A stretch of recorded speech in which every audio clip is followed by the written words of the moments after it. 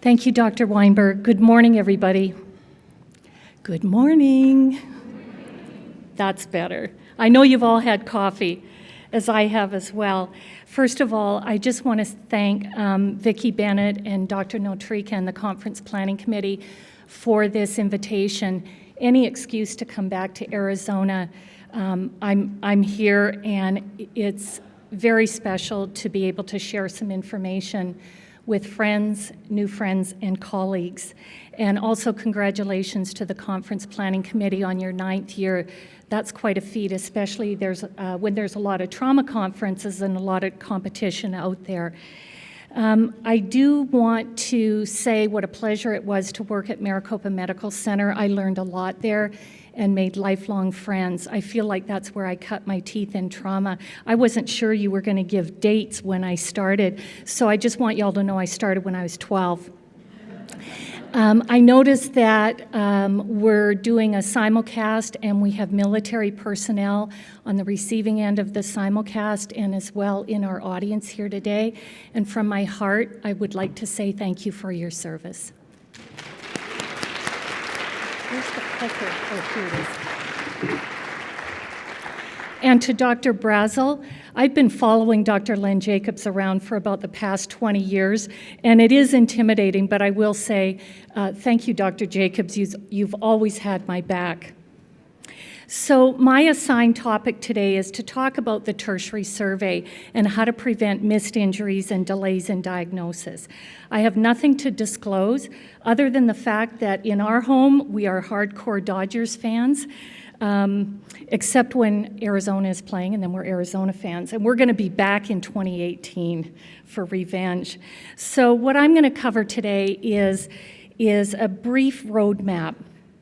We're going to talk about the importance of performing these prescribed surveys, primary, secondary, and tertiary, and talk about the problems associated with delays in diagnosis and missed injuries, and talk about the timing and how to implement or reinvigorate your tertiary survey.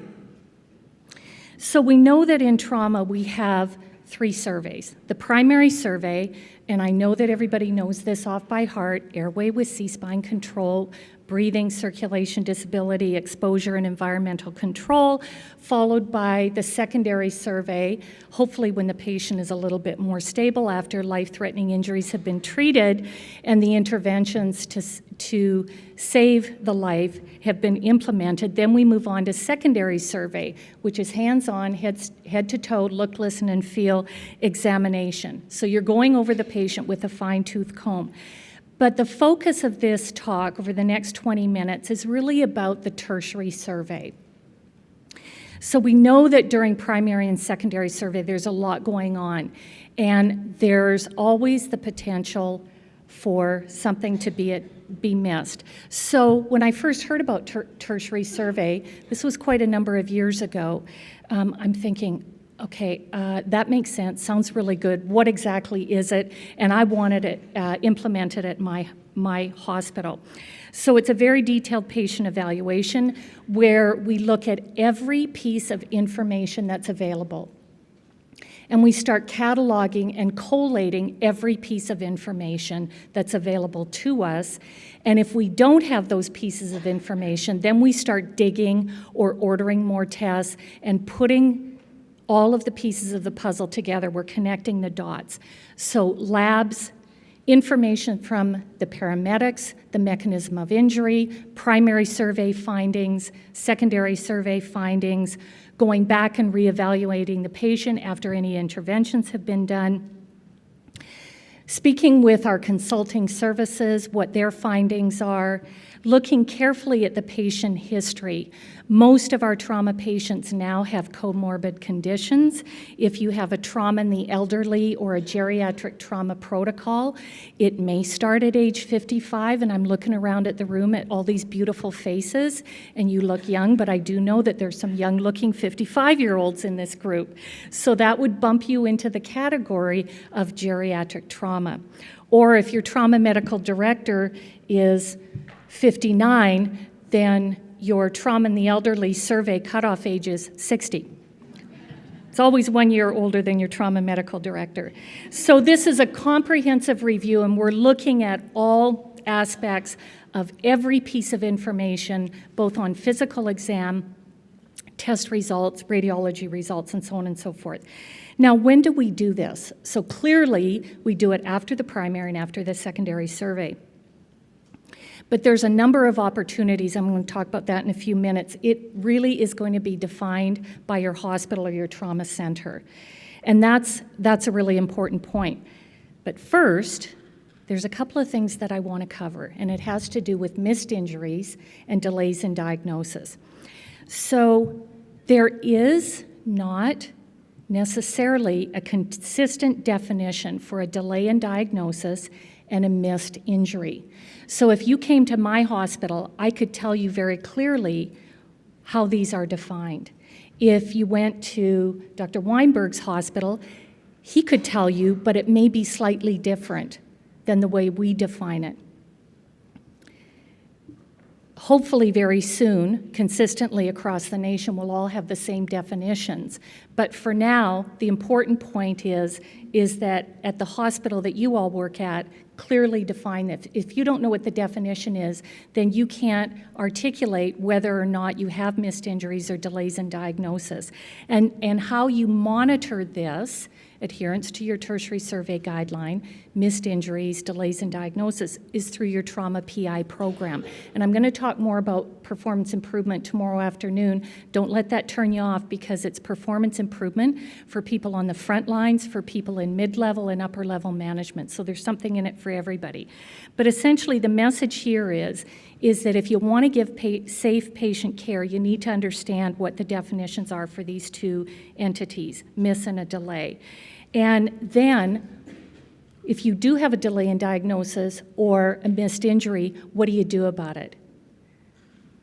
Does it go to peer review? Does it go to nursing review? Do you talk to the person that actually made the error? What process are you going to use? Because you just don't want to let it go. It's an issue. Maybe there's something we can do in the system or on the tertiary survey form to help prevent a reoccurrence. So the trauma PI process, when Vicki asked me to present this talk, I thought, oh my gosh, I haven't heard tertiary survey at a trauma conference for quite a number of years. So of course I said, yes, I want to come back to Arizona and meet with colleagues and friends. And I started doing a literature search, and there's not a lot of new information. New as in within 5 years. There was a lot of really great peer-reviewed publications, but 10, 15, 20 years ago. I don't want to talk to you guys about what went on 10, 15, 20 or so years ago, but what I will share with you is that if you have a tertiary survey guideline, make sure it's up to date. And do a literature search and see if there's anything new. What's changed in trauma? Have you added all of those changes to bring your tertiary survey evaluation form up to standard of care? So, what's the definition of a missed injury? In my institution, and many that I'm aware of, a missed injury is something that's identified after the patient has been discharged. So that's fairly straightforward, right? There is, however, some discrepancy in how we define delay in diagnosis. So a delay could be any injury identified after the tertiary survey, or my boss, Dr. Margulies, likes the definition. It's not the one we use. He thinks that it should be any injury identified later than is clinically practical or appropriate. Now that makes a lot of sense, right? Because when you think about when you give trauma care, you save the patient's life, damage control surgery, they spend 3 weeks battling it out in the ICU, and you pull them through.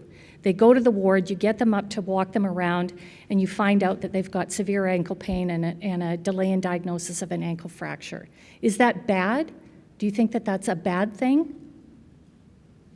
It's okay to say no. Okay, not necessarily. It means we found something at the appropriate time.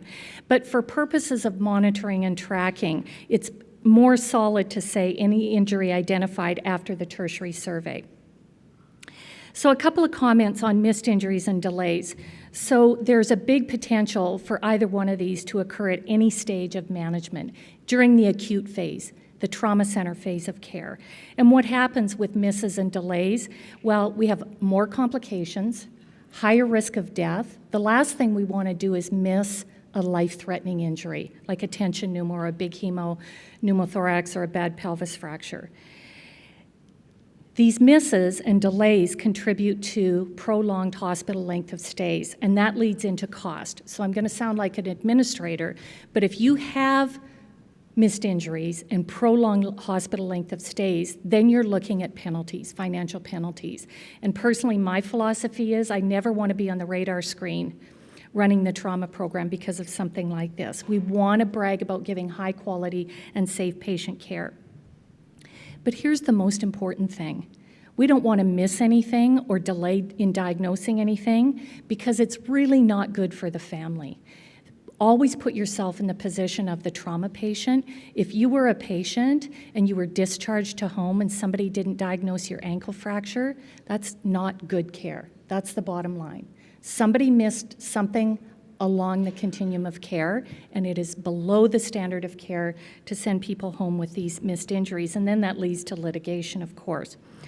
So when I was doing my literature search, I came across a blog that is maintained by a colleague and friend of mine, Dr. Michael McGonigal, and he's seen almost everybody's trauma program in the country. He does a lot of trauma site surveys, and he's a good surgeon. And his blog is called The Trauma Pro.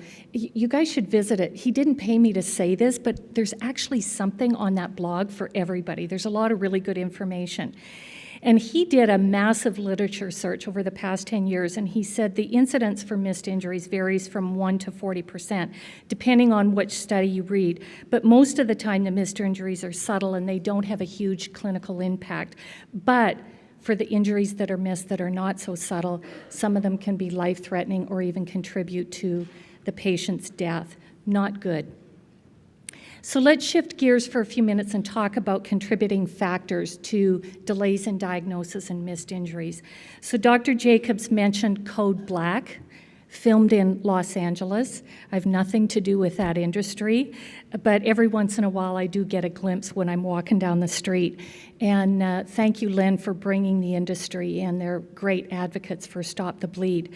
So this is actually a photo from one of the shoots for one of their episodes, and it's actually based on reality in the old LA County USC Medical Center. This actually kind of reminds me of Maricopa Medical Center's trauma resuscitation rooms. We were really up close and personal during those resuscitations, but everybody had a role. But just think about the potential working in a situation like this for a missed injury. Who's in charge? Not sure. Where's the red hat or the red vest? Who's going to do the check, and the recheck? We're still not sure. It's chaotic, and it looks like there's multiple casualty incident going on here. What about the unstable patient who has airway intubation, breathing, some chest tubes, C circulation, has an emergency left thoracotomy completed, and he goes direct to the OR? We didn't even finish the primary survey, did we? So when are you going to finish the secondary survey? Go ahead and shout it out. When the patient is stable, when they're out of the OR, as soon as they're stable after the operation is complete. But there's a potential there to forget about the tertiary survey because you snatched this unstable trauma patient from the jaws of death and you're patting yourself on the back. But what you do want to do is go back and say, we saved his life, but now we need to make sure that there's nothing minor going on. You want to address everything. Patients with head trauma or altered mental status, under the influence of drugs or alcohol, they can't tell you where it hurts. So it's not uncommon somebody wakes up, we start testing them for the road, walk them down the hall, and then we realize that we've missed something. Or there's injuries that are asymptomatic. Perhaps the right knee pain has always been there because this patient was a skateboarder, they've had repeated arthroscopies, and maybe it's asymptomatic. Their knee always hurts, but they still could be harboring a worse injury of that same limb. Time of patient arrival and time of admission is also pertinent. So if we're short-staffed, or if there's a multiple casualty incident or mass casualty incidents going on, that is a contributing factor. We heard some comments from Dr. Jacobs' talk about the Boston bombing. And one of the things that trauma centers are really great about doing when they experience a mass casualty event, their leadership goes on the road and presents lectures all across the country, either grand rounds at trauma centers or at trauma conferences such as this one. And the reason they do that is not to brag about how well they did or how low their mortality rates were, but to talk to us honestly and humbly about the lessons that they learned. And from the Orlando shooting, the Boston bombing, what happened in Vegas, we've heard from our colleagues and friends that there's a lot of checking and rechecking, and that means the tertiary survey. Nobody wants to send one of these patients home after a tragic event only to have them suffer from a delay or a missed injury. More contributing factors. Who's doing the tertiary survey? Have they been trained? Do they even know about it? So if it's the intern who's evaluating the patient before discharge to home, maybe they need that embedded in their orientation to the trauma and acute care surgery service. Maybe the assessment wasn't completed at all. One of the biggest things that we get caught in dealing with trauma patients is failure to pay attention to the details, or even if we do have all the details, we don't have the knowledge base or the time to connect all the dots together and make the diagnosis. Or we're not suspicious enough based on the mechanism of injury. The paramedics, the flight nurses work really hard to get these patients to us, listen to what they have to say, and read what they've documented. We've talked about experience. If you happen to work at a teaching hospital, yes, we do need to look at errors that the residents make, both in emergency medicine and surgery, but who was the attending and were they providing adequate supervision? The two go hand in hand. What about a handoff report? For nursing, it was a Joint Commission mandate that we have a handoff report. If I'm bringing a patient from the ED up to the ICU, I'm going to give you a handoff report. At my hospital, we happen to use SBAR. We had some issues at my hospital about passing on information, and what we implemented was a formal handoff report. You have to be there Monday morning because we want to know what happened on the weekend, and Friday because people are anxious to get out of town or anxious to get home and spend time with their families. But those 2 days we found were the days that were connected with problems with communication, delays in diagnosis, and missed injuries. So we have twice a week, we have a formal handoff meeting face-to-face. Now this is with attendings. Every morning we have handoff report from the off-going team to the oncoming team. And then the other two issues that are front and center now in performance improvement is human error. I didn't get up this morning with it in my mind to go to work and say, I'm going to intentionally harm this patient. Most of us don't do that. If you do, then you lose your job and you're fired and you lose your license. But there's the human factor, and most issues have to do with systems issues. So in trauma, we don't do anything alone. We're always working with a team, which is really great. The higher the level trauma center, the more people there are around. That's why I've been at a level 1 center. I like to have a whole bunch of people around me because I don't think I'm that bright. It's not that I'm not going to believe somebody when they give me a handoff report. I'll get the handoff report. I'm going to trust what they said is truthful, but I'm still going to verify the information. So if somebody said, I've completed the tertiary survey, I'm going to go back and just do a quick double check before I discharge that patient. Remember, one of the laws of trauma is trust but verify, check, check, and recheck. So in looking at the literature, Keezers did a prospective evaluation of missed injuries in trauma patients before and after they implemented a tertiary survey. And it was interesting because his study was the first to report on missed injuries after hospital discharge. And they've called their trauma patients. Now, I know that's a little bit difficult to do because some of our trauma patients don't have a phone, they don't have a home, people don't want to talk to anybody at the hospital, they're a little bit traumatized, they might have PTSD. But what they looked at, and part of the questionnaire to these patients, 1 month and 6 months after discharge, they asked about missed injuries after discharge. Did they have any, were there any complications of care? Are they back to their baseline state? And did they have any ongoing medical requirements or medical issues? And what they found was quite a substantial missed injury rate, between 15 and 18%. That's significant, makes you take a deep breath in. Almost a third of these required a specialist. So while the patient is in the hospital, yes, we might want to get them back home as quickly as possible. But if they need to see a neurosurgeon for perhaps questionable concussion, or if they're having knee pain, get the consultants, get the orthopedic surgeon in to see them before they're discharged. The post-discharge missed rate was 3 times higher than the in-house missed injury rate.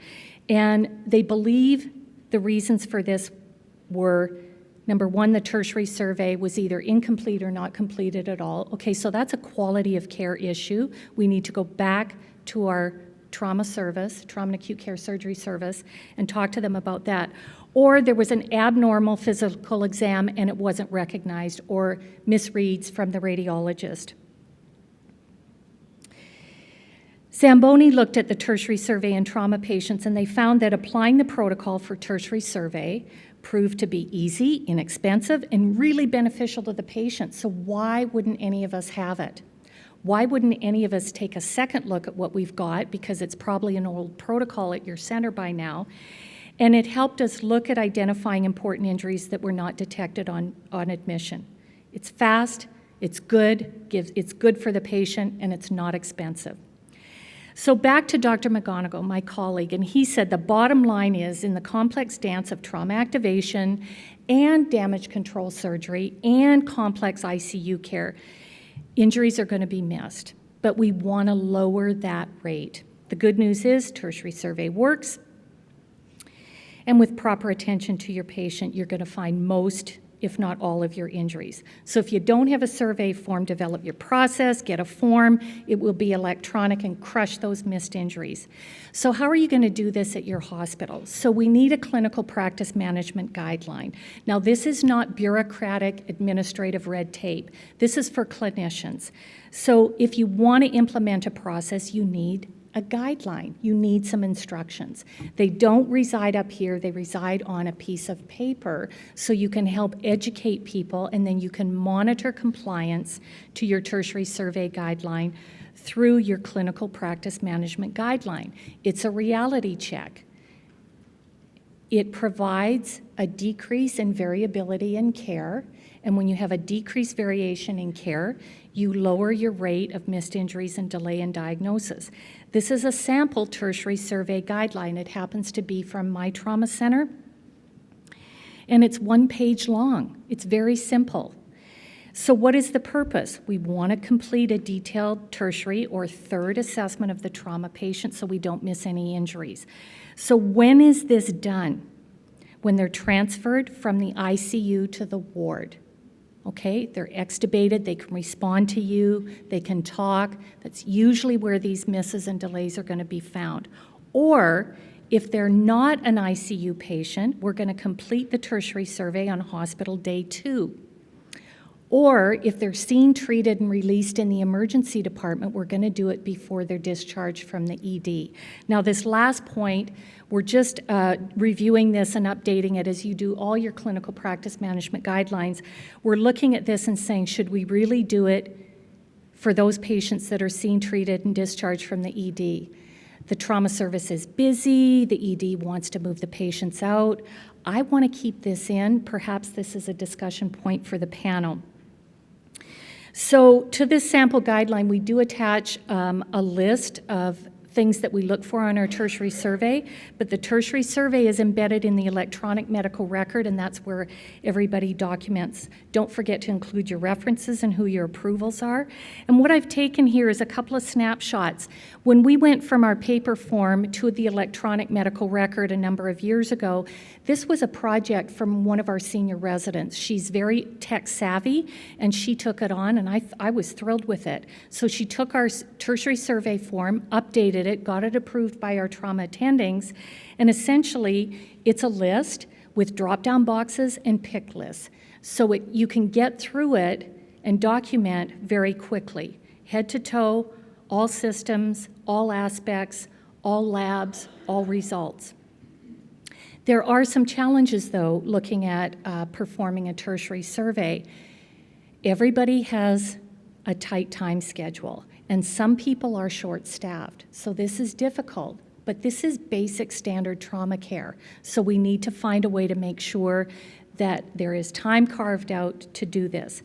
And when you're filling out the tertiary survey form and talking with your patient, do we have all the information? Sometimes our patients are ready for discharge and we don't have the final read by the radiology attending.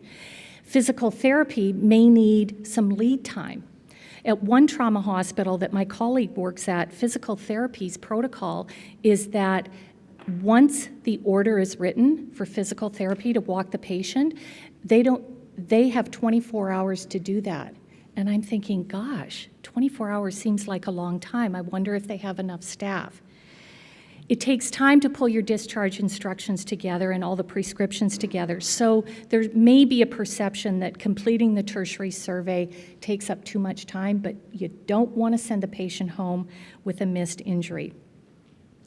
We've talked about completing it on patients that are discharged from the ED. Another challenge may be if you are using the electronic medical record and accessing the tertiary survey form using a smart phrase, there may be glitches with that. It's just IT glitches. We have friends that we call direct in our IT department because it takes us out of the queue to get that fixed. Currently, we're having an issue with it, and it just took too many clicks to get in the long way. We like the smart phrase. And the other challenge is making sure you have methods embedded in your trauma PI process for looking at your tertiary survey. First of all, is everybody doing it? Secondly, are they doing it correctly? And third, what is your missed injury rate and what is your rate for delays in diagnoses? So even after coffee, in case you missed it, it's all about the attention to the detail. So just to wrap up, the tertiary survey is really a vital component of good, basic, standard trauma patient care. It helps us identify injuries before we send the patient to the next phase of care. It's easy to implement, and it's actually really easy to follow through your performance improvement program, and it just is the right thing to do. At this point, I just want to say thank you and how wonderful it is to be back in this state that my partner and I really love. Thank you all, and I look forward to your questions.